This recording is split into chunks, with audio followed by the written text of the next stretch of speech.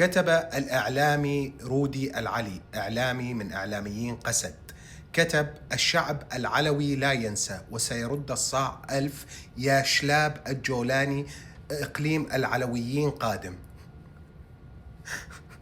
مثل إقليم روج آبا قادم من طيني. رودي كان حلمه وحلم حياة أبوه أنه يصير عندهم هوية سورية. ليش؟ لأنه العلويين لما كانوا حاكمين سوريا كانوا حارمينه من الهوية السورية وما معتبرينه مواطن. رودي كان يحلم أنه يتحدث باللغة الكردية. ليش؟ لأنه الحكم العلوي لما كانوا حاكمين سوريا حارمينه يتحدث بلغته. رودي وأبوه من قبله كانوا يحلموا أنه يحتفلوا بعيد النيروز أو بأعيادهم القومية. ليش؟ لأنه العلويين كانوا حارمينهم من الاحتفال بأعيادهم القومية.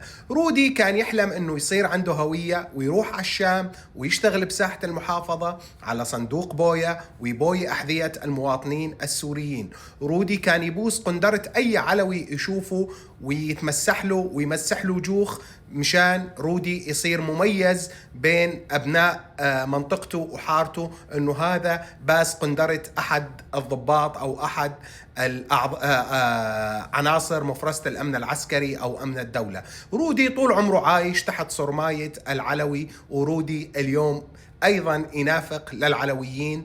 عسى ولعل أنه العلويين يطلع منهم شيء ضد الدولة السورية. طول عمرك يا رودي رح تظل تحت القندرة، كنت تحت القندرة ورح تظل تحت القندرة أنت وأمثالك من القسديين.